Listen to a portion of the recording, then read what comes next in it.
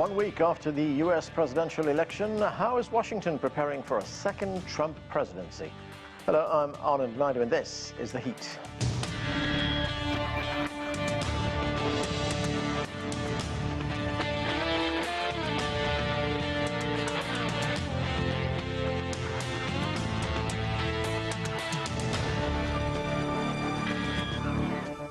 U.S. President-elect Donald Trump has already started tapping figures for key administration positions, reportedly including the secretaries of State and Homeland Security. He's also settled on who should head the Environmental Protection Agency and the so-called border czar.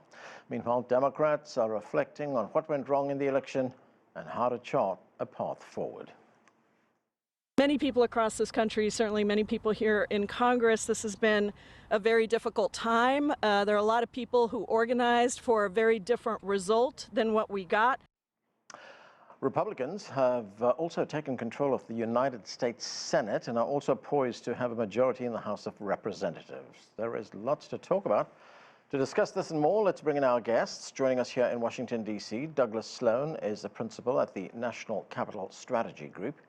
From Virginia, we're joined by John Fishwick. He is a former U.S. attorney for the Western District of Virginia. From New York, Aaron Maté is host of Pushback with Aaron Maté on the Grayzone. And right here in the studio, Adolfo Franco is an attorney and Republican strategist. Welcome to all of you. Adolfo, let's start right here in the studio. You're a regular on this program, but we have not talked, right? We have not talked since this election. Correct. You're a supporter of Donald Trump. You have spoken for the campaign. So briefly, let's start off. What was your response to the outcome? Well, delighted and what we expected. Just a few things from the Republican point of view. I think this election was largely decided on the economy, on border security, and on the role of America in the world making America first. I think the president stuck to those themes and those would resonate with the American people. The Democrats made this a referendum on Donald Trump. I think that was a mistake. They did that from the get-go. The lawfare, that was, I think we'll talk about later, the attacks and persecutions on President Trump, I think backfired. So this was in many ways a classic election. It was on the record of the incumbent. Kamala Harris was the incumbent. Okay, I mentioned in the introduction that the president-elect is already announcing key appointments. Well, they're not official yet, but for instance, his chief of staff will be the person who actually ran his campaign, Susan Wiles. She was the architect of that campaign. Secretary of State is likely to be Marco Rubio. Kristi Noem, Homeland Security Secretary, Tom Homan in charge of immigration. And we've just heard, actually, that, who is it? John Ratcliffe will be running the CIA. He's been in a similar position before. Correct. But looking at these appointments, what does it tell you about the president-elect's priorities? Oh, I think it's very different than we saw 8 years ago. I think we're seeing it on here is a question of turn to loyalists in the Trump administration. One of the things President Trump said in 2016 is, he said this, I didn't really expect to win. I thought we would, but I didn't expect it. He was a novice, he was an outsider. He's still an outsider politically speaking, but he's no longer an outsider. He knows the workings of government, he knows who's been with him, who's been loyal to him. These are all loyalists. These are people who share his vision and loyalists. But his vision is to clean up Washington, right? It is to clean up Washington. His vision is to reform government. Of course, we haven't talked about, they're not going to be necessarily named to cabinet positions, but Elon Musk, among others, that are going to come in and work with him, Robert F. Kennedy Jr., on some of these reforms. But I think the underlying theme here is competence, well-respected, seasoned, and loyal. Okay, let's go to Douglas Sloan. Douglas, you've been on the show many times before, and we also have not talked since the election. What are your thoughts on what happened with the Democrats? Well, I'm more of a person to have a strategist that looks at things with a bird's eye view and maybe more along the lines of Occam's razor. The most simple explanation is usually the explanation that you're looking for.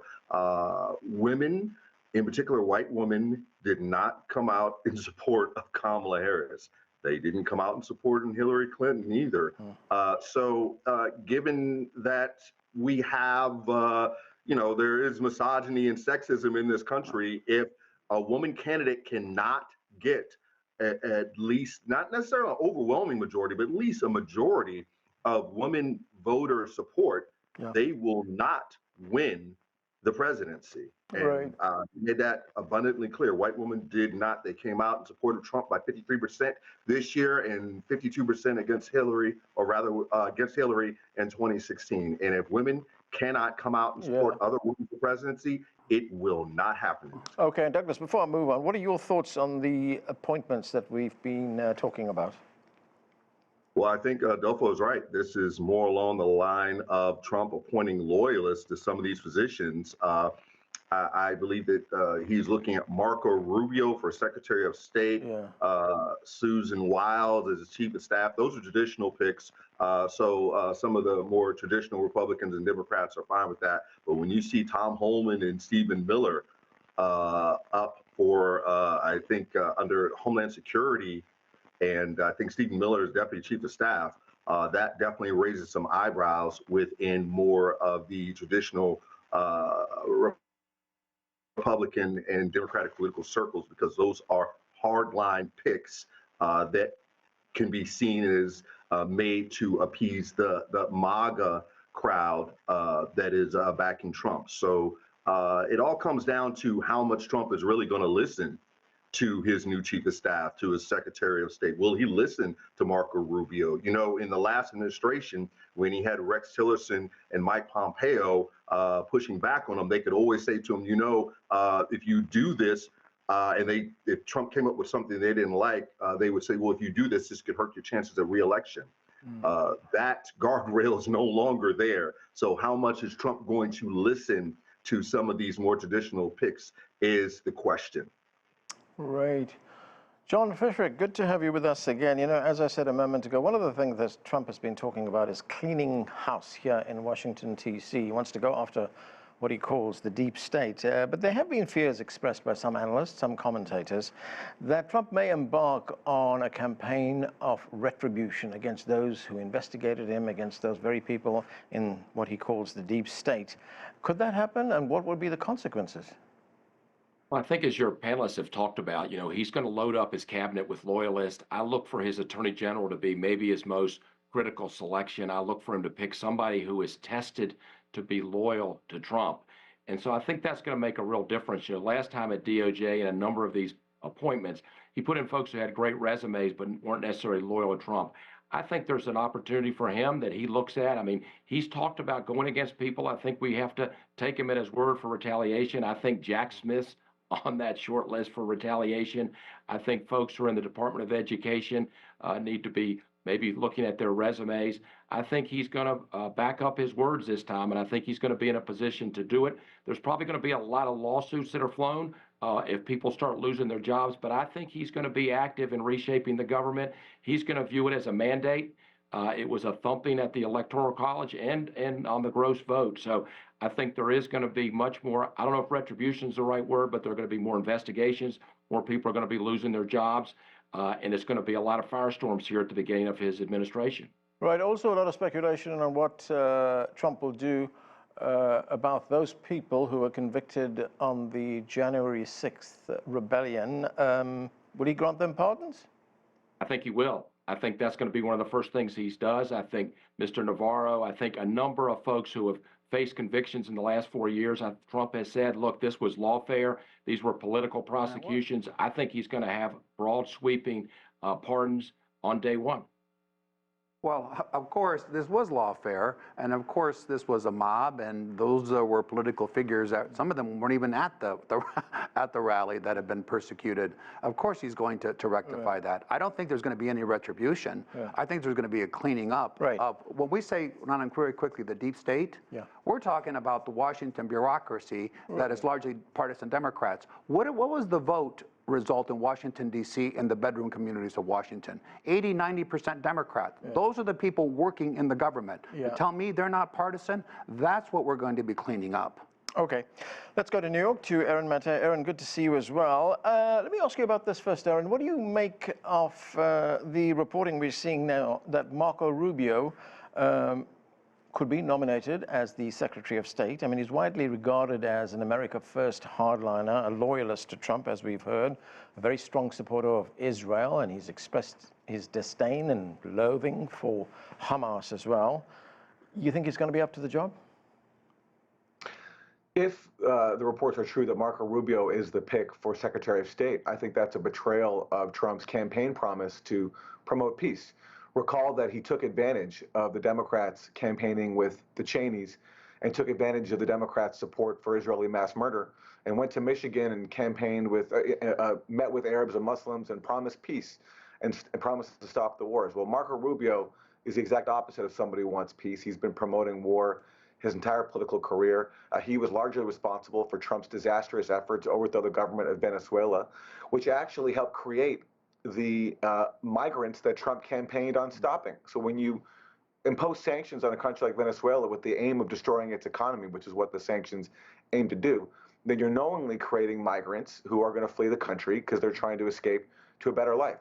So, which Trump then campaigned on trying to stop and trying to stand up to the border crisis. So Trump is picking someone who stands against everything that he claimed to campaign against, which would be very consistent for Trump because he had many such people inside his first administration. In 2016, he ran as sort of an anti-neocon candidate, contrasting himself to Hillary Clinton, but ended up appointing neocons like John Bolton. So in that respect, this would be a very consistent pick for Trump, along with the fact that Marco Rubio is a passionate supporter of Israel and its expansionist apartheid policies. And certainly, if you're going to be appointing someone like that as Secretary of State, then you're continuing in the path of Antony Blinken, who's pretended to be a diplomat while promoting Israel's mass murder campaign. Yeah, and Aaron, I just want to ask you about one other appointment that we heard about earlier today, and that is Mike Huckabee is possibly going to be the ambassador to Israel. Yes, and Mike Huckabee is a fanatic supporter of Israel to the point where he said before that he doesn't see Palestinians really as a people. He's advocated for their ethnic cleansing to Arab states surrounding Israel. He said that the illegal settlements in the West Bank should not be called settlements, but communities. And in fact, he won't even use the term West Bank. He refers to it by its Jewish biblical term, Judea and Samaria. So Trump, in making these picks so far, along with his new pick for Middle East envoy, Stephen, I forgot his last name, but are people who are fanatic supporters of Israel and its expansionist policies, and a complete betrayal of his claim during the campaign to want peace in the Middle East. Okay, Adolfo, I want to move on actually to the other races. There wasn't just the presidential election last Tuesday, there were other elections as well for the House, for the Senate.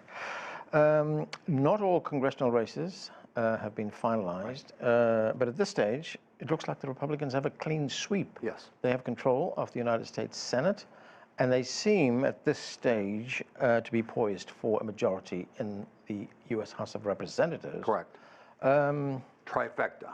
What does that mean for the Trump presidency? Oh, it's wonderful news for the president. That means the first 2 years, where most work gets done, the president is going to have majorities in both chambers. Slim majorities, and particularly in the House. The House majority will end up being the current majority, which is probably 221 or possibly 222 seats maximum. Right. But there'll be a discipline that'll be exerted that we didn't have in the past 2 years with President Trump in the White House. What that means in practical terms is that the House, which is majority rule, is going to be able to pass legislation, particularly on domestic policies, that will include reconciliation, which is a fancy word to say in Washington, tax reform that just requires a majority in the Senate, simple majority, which we will have. That means the tax cuts that President Trump implemented, which is why the economy boomed the last 10 years, will be extended. And much of the deregulation and much of the other things that can be brought into reconciliation through this process will be accomplished. It's a little bit woke Washington things, but they'll be accomplished. Without majorities in the Congress, that wouldn't be possible. The other part of the Senate, with the majority in the Senate, is his nominations, including their Supreme Court vacancies, are also simple majorities for example, the Supreme Court and judicial appointments. Yes. So this is wonderful news. But I have to tell you very quickly on this, I like Aaron, he's great, he's entertaining. I like to have my friend, Douglas speak to this. He does not speak for Democrats or for most Americans or liberals, even in this country. That's really extreme views. Who doesn't? Aaron on this program. Marco Rubio is a superb choice.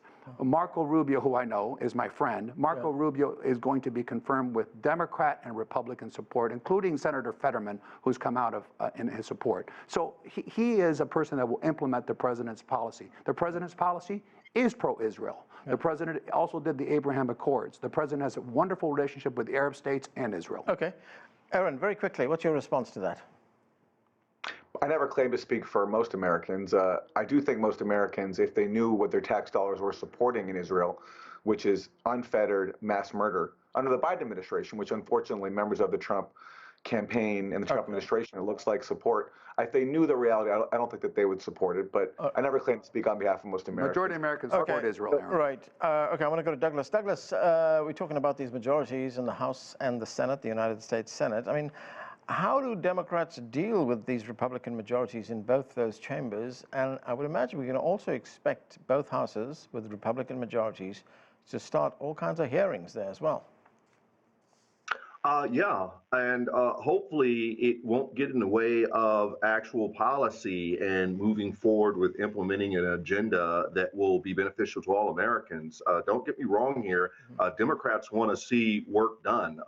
It was the Democrats under Democratic leadership in the Senate that we saw a strong bipartisan immigration bill that was killed by Trump. Hopefully we can have maybe a resurgence of that bill now that he's in office, and it won't matter who passes it because that bill did have Democratic support.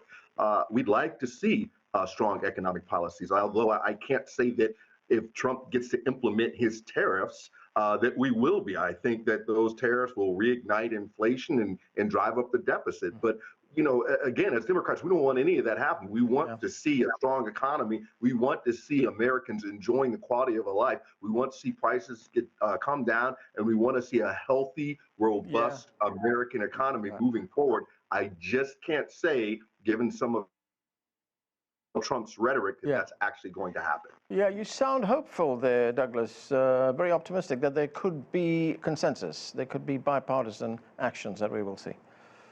The Democrats will not be obstructionists like the Republicans were. Yeah, keep in mind that so-called immigration bill had one declared that bipartisan bill had one declared Republican supporter. Okay, let's go to John. It would have had more if it weren't for Trump pushing back. It had one publicly declared supporter. It gave Republicans everything they wanted. All of us think it's a terrible bill. Okay, I want to get to John. John, Trump, of course, has been facing myriad legal challenges. I mean, some of these cases against him that we've seen in the past year or two, those will be dismissed. That's because of a ruling by the Supreme Court on presidential immunity. But he was, he's facing sentencing in a New York court in the so-called hush money case.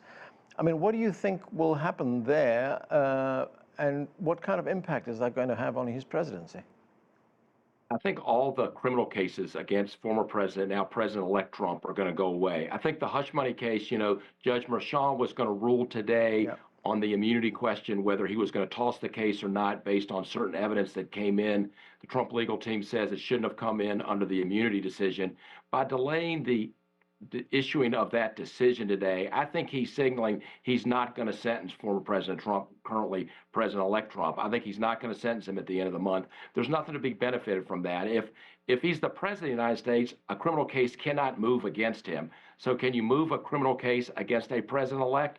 I think the answer is no. So I think that case is going to die on the vine. I think Jack Smith faces a dilemma. Does he let Trump's Attorney General fire him, or does he go gentle into that good night? I think he's going to choose the latter strategy, resign as special counsel, dismiss the two criminal cases, the classified documents case, the election interference case, and issue a report. He'll provide that report to Merrick Garland, who will release it to the public, and Jack Smith will then end his two prosecutions. And then the fourth case, the Georgia case, that's kind of tied up in knots anyways, but you can't prosecute a president while he's president, so nothing's going to happen in the next 4 years, and I think effectively all four cases are going to go away. I think Trump says, look, that gives me free path now. I don't have to deal with that. I can do what I was elected to do, and from the country standpoint, that's probably a good thing. Can I just comment quickly, because Very this briefly, is always such a good legal analysis, but I want to just add to it a couple things. I agree that the federal cases will go away, and I think every indication is as early as December 2nd that will happen, because President Trump said he will fire Jack Smith on day one. So that's going to go away. Those just aren't going away. It's a question of you go on your own or you're fired.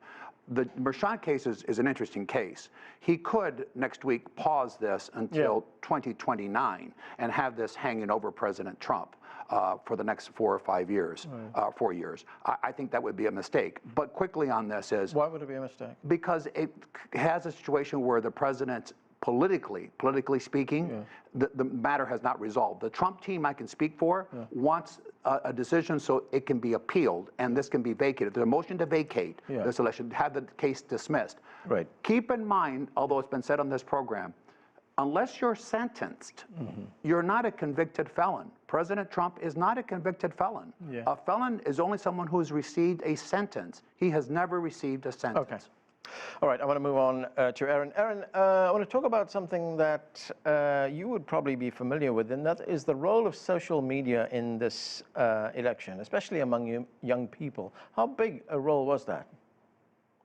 Well, this election underscored that so-called legacy media is completely irrelevant, and legacy media is grappling with this now. There have been reports that CNN is cutting jobs, and on the airwaves, on the major networks, CNN, MSNBC, they're openly talking about how they're just not relevant anymore. CNN's Chris Wallace is leaving the network. He's a veteran broadcaster, saying that we just don't reach people like we used to, and he's going the route of podcasting because that's where the audience is. And that's where I think Kamala Harris made a major mistake, avoiding some of the major influential podcasts like Joe Rogan's podcast, where she insisted that, Rogan fly to her and only would give him 45 minutes. And that was a lost opportunity to reach many people who could have helped decide this election. And overall, look, the media is facing a reckoning, and they deserve it because they've lost the trust on so many issues. They lie to us, and that cuts both ways. I was an early opponent of Russiagate, in which Democrats and their media allies convinced themselves and their audiences that Trump was a Russian agent conspiring in a scheme to have the Russians take over America. It was a complete scam. But the media, because it served the interests of the Democratic Party establishment, went along with it and were accordingly humiliated. And because of repeated incidents like this, people have just lost their trust in media and are turning to alternative sources, podcasts and social media to get their news. So for corporate media, this is a crisis, but I have to say it's very well deserved. Right. I want to get to Douglas. Douglas, as Adolfo pointed out earlier, the economy was really one of the main issues that decided this election, particularly the high cost of living. Now, Trump is promising lower prices and tax cuts. I want to talk about those with Adolfo, but when we look at the situation under Biden, U.S. unemployment is extremely low. In fact, technically, it's full employment. Inflation has been brought under control. Why couldn't Democrats sell this? People weren't seeing it in their pocketbooks. People were not seeing it in the grocery stores. People didn't feel the full effect of the Biden economy. And I imagine that it would have had Kamala won less than halfway through her term, people would have really started to feel those effects. And the bottom line is, regardless of what the numbers were, if the average Joe that's living in Iowa or Peoria, Illinois, or in Alabama or in New York City or right here in Washington, D.C., still goes to the grocery stores and sees high prices or high gas prices, and they're not really feeling the benefits of the economy and all the things you mentioned, they're going to vote accordingly. They're going to vote along the lines of, I don't feel it yet and I want a change. Now, like I said, the issue is Trump is talking about levying all these tariffs, which is going to have an opposite effect of what he's saying. It's not going to harm China. It's going to harm us. And God forbid they enact retaliatory tariffs. We saw some of those back in 2017. So that ran up, I think, $27 billion in debt or something like that. So we really have to be wary of how he moves forward with these tariffs that are supposed to punish China and help America. Okay, Adolfo, Douglas brings up some interesting points there. I mean, Trump is saying he's going to be, he's promising lower prices, tax cuts. He's also says he's going to impose tariffs. I mean, those seem to be contradictory things. If you impose tariffs, effectively, you're putting an extra tax on American consumers, aren't you? That's going to push prices up. If you've got tax cuts, that's going to push the deficit up. In fact, there's one study that says the deficit is going to go up by $10 trillion or $4 trillion over the next 10 years. Well, that assumes no growth, like we've had under this administration. Here's the difference, though. Tariffs, he has talked about using tariffs as an instrument and a tool. I don't know if tariffs will be imposed across the board. He has said he's willing to do that and prepared to do that. He has particularly targeted vehicles coming in from China through Mexico and China. Curiously, although he ran against it, President Biden kept the tariffs on China. Although he said he was against them, and he kept those tariffs in place. Those are still existing. So tariffs is a tool. The problem is our adversaries, be they economic or otherwise, fear President Trump. So I think that is the instrument. But the fact of the matter is, if he's saying he's the pro-growth president, is he going to remove the tariffs that are already in place? No, he's not going to remove the certain tariffs unless there's a fair playing field. And until that is achieved and that is analyzed, that will not happen. But going back to this, I have to Douglas's point. He's making the same points before they lost the election. He's basically saying, you just don't believe your lying eyes when you buy gasoline, when you buy. That is the economy. That what people are living is the economy, not some Washington statistics. Take-home pay has not kept up with inflation. And you know what, to correct you here, inflation is still a problem. It's still going up at a slower pace, but it's still a problem in this country. So the fact of the matter is, it came down from 9% well, but to they raised it to 9%, and now they're celebrating that it's at 3%. You know, they are the inflation party, and people saw it. Not because they were telling statistics, they lived it. So that is the difference. Extending the tax cuts and growth for this economy. Inflation came in because of the pandemic. You're acting like Democrats created inflation. Totally not true. We're still dealing with the pandemic. You know, my friend, you sound like Kamala Harris, who said the last 10 years are Donald Trump. And it's Kamala Harris. It seems like you'd be able to get her name right by now. But frankly, come on. Trump completely fumbled the pandemic, and we had a bust of economy in Joe Biden. Yeah, and you didn't have to spend trillions of dollars on these programs that have yielded nothing but spending it in crazy inflation. We never would have approved this crazy these crazy bills that she was the tiebreaker on. But we will extend the tax cuts. I'm going to have to stop this right there because we have run out of time. I'm sure guys would like to continue. There'll be another occasion, I'm sure. But thanks to all of you for being with us. That's it for this edition of The Heat. I'm Anand Naidu in Washington, D.C.